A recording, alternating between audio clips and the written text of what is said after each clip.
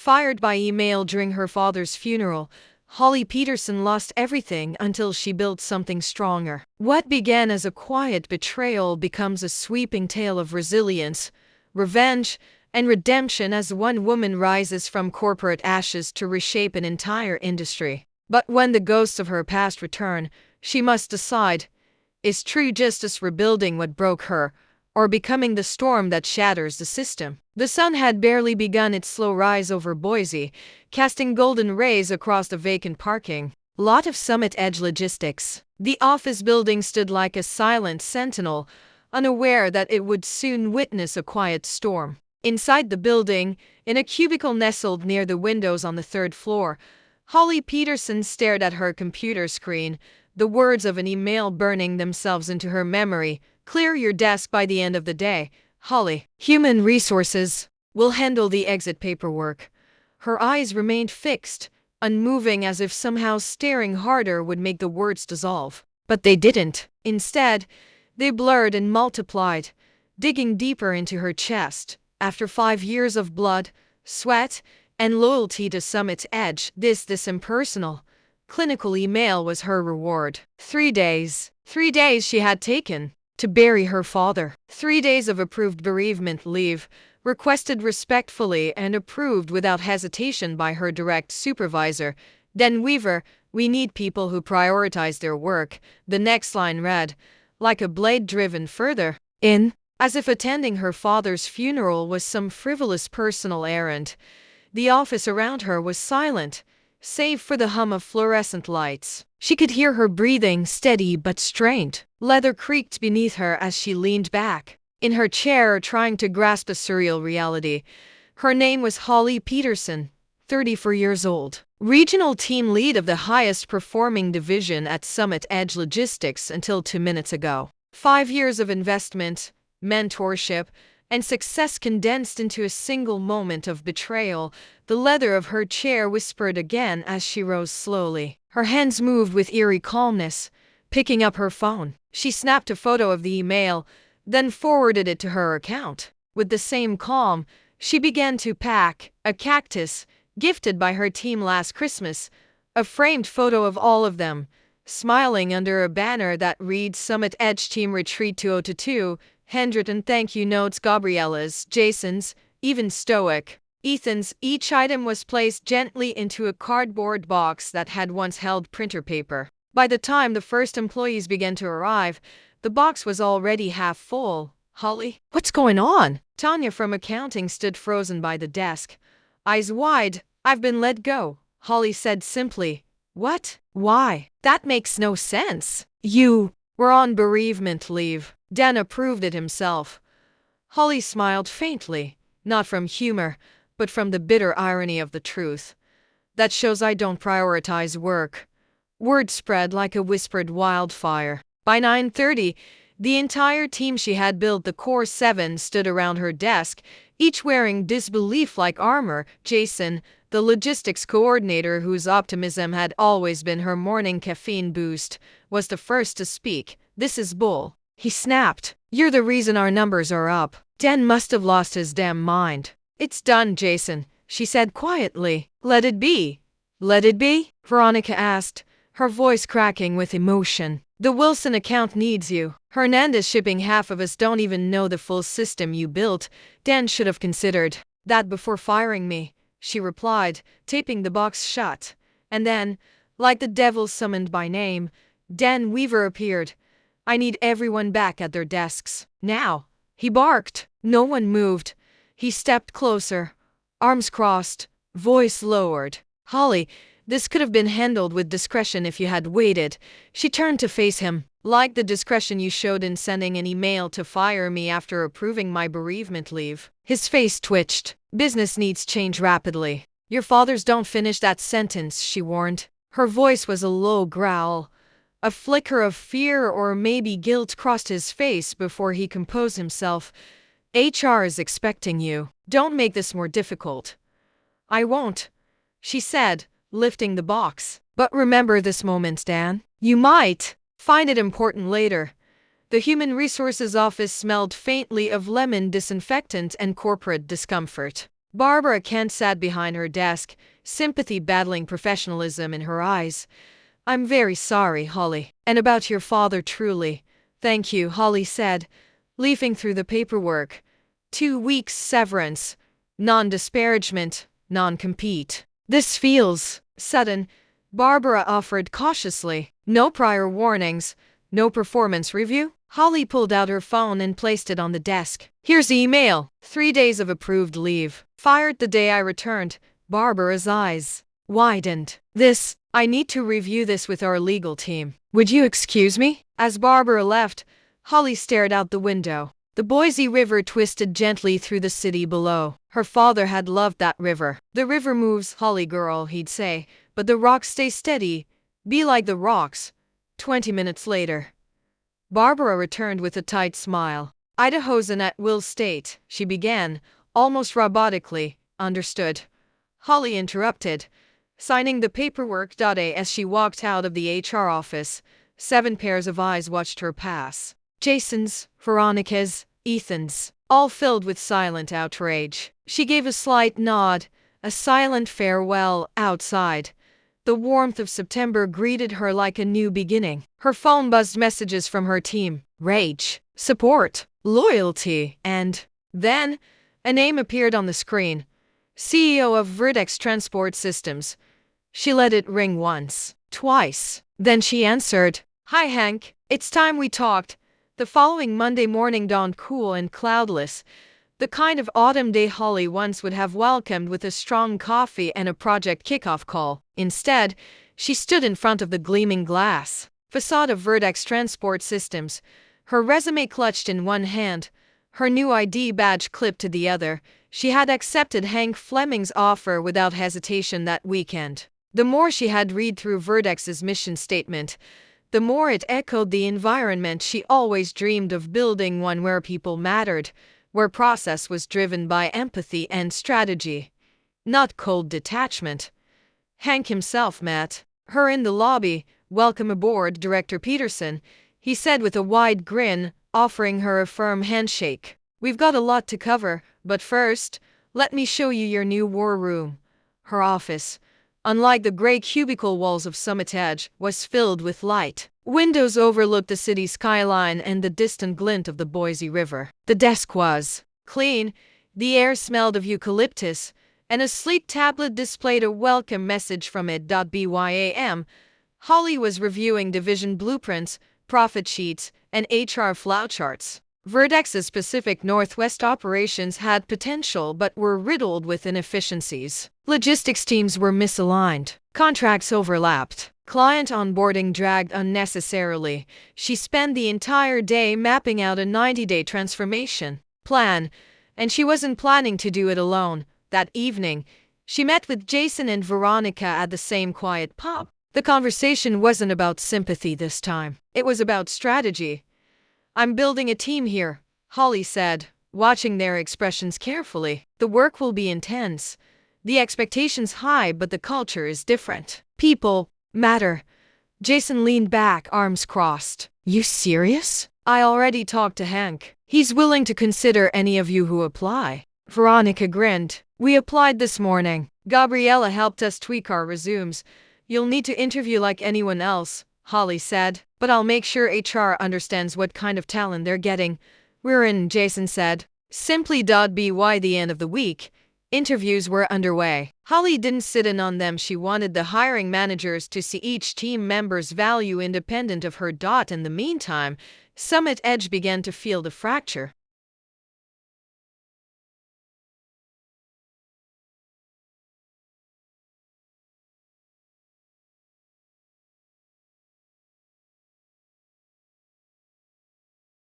On Saturday morning, her phone buzzed with a text from Tanya. Dan's panicking. Files missing. Deadlines missed. Paul is asking questions. Barbara from HR called her later that day. Off the record, she said, voice low. Legal is reviewing your termination. Paula didn't sign off on it. She's furious. They still think I'll come back? Dan's on thin ice, Holly. You were the glue.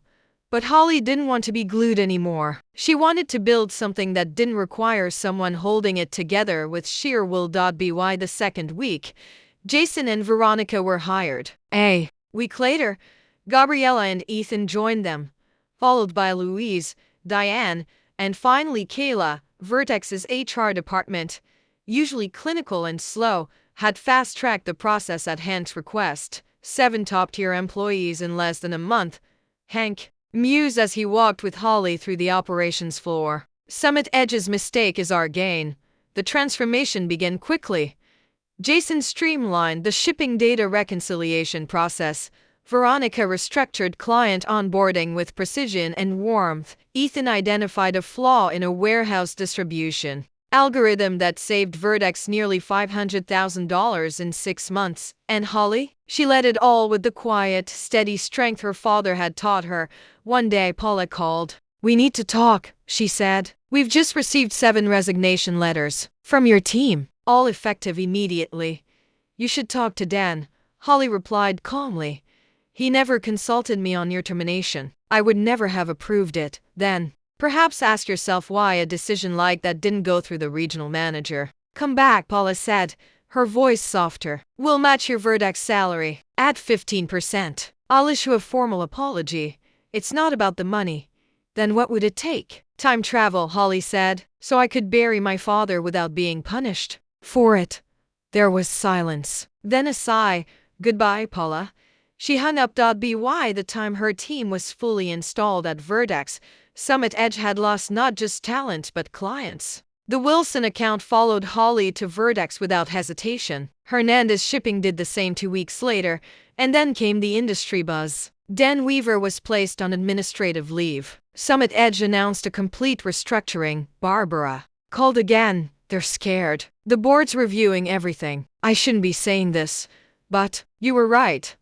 Holly sat quietly in her new office, watching her team settle into their roles. They were thriving, smiling, innovating. A message popped up on her screen. From Hank, "Quarterly review on Monday. You're exceeding every benchmark. Prepare for good news." She smiled, leaned back in her chair, and looked out at the Boise River. Autumn gave way to the chill of early winter, and with each week that passed, Vertex's Pacific Northwest division solidified its standing as the company's golden child. Hank beamed with pride every time he shared quarterly updates with the board, and Holly's name was becoming synonymous with revitalization.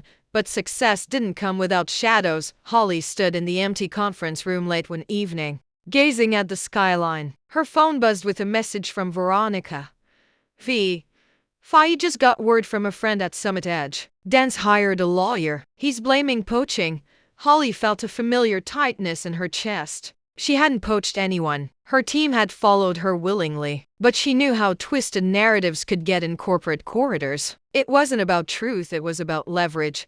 Later that night, Hank called her into his office. "We received a letter from Summit Edge's legal team. They're hinting at breach of non-compete and interference claims," he said, sliding the document across the table.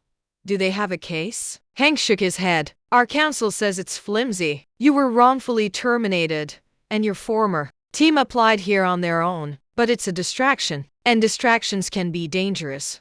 Holly nodded. "Then let's make it clear we didn't poach anyone. We offered an opportunity. They took it."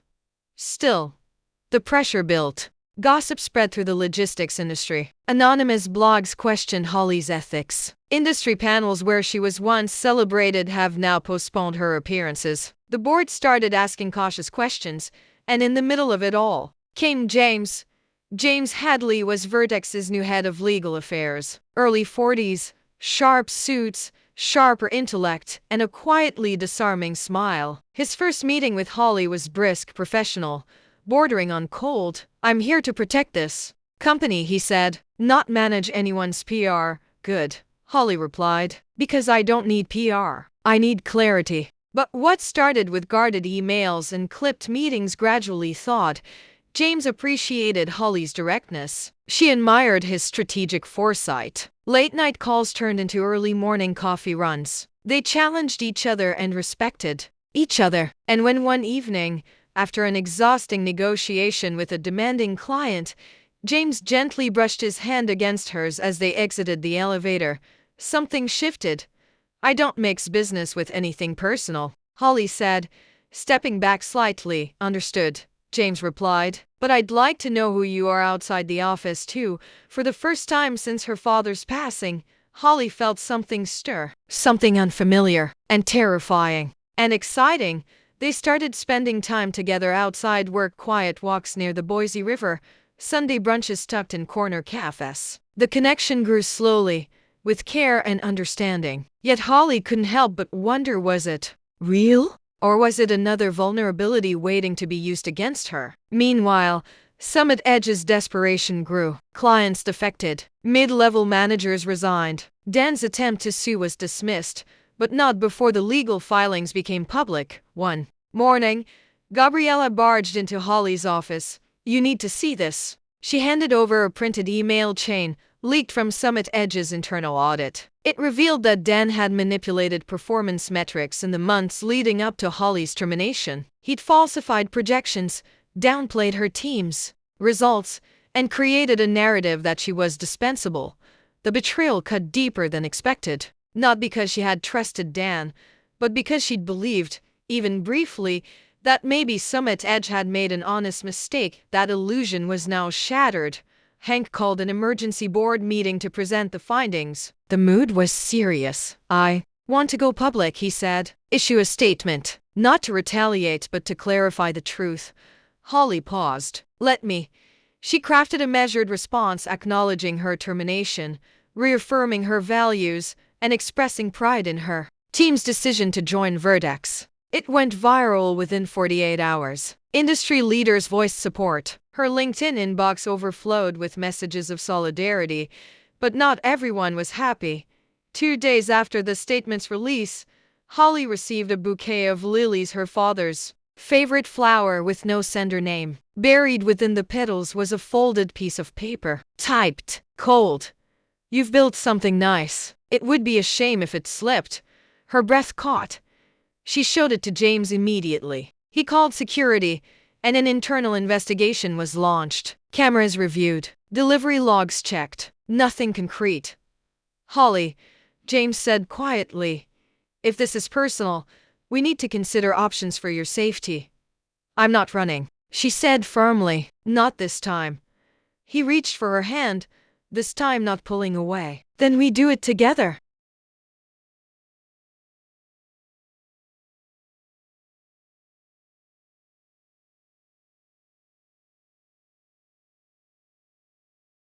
At their next executive meeting, Hank made it official. Holly's division would spearhead Vertex's newest national logistics strategy. Expansion into 3 new regions. A 40% budget increase. Direct oversight of over 200 new employees. "We trust your leadership," the board chair said, "and your integrity." The room applauded, but Holly's eyes found James's across the table. His nod was small but full of quiet pride. The day ended with her team surprising her with champagne in the break room. Jason raised his glass.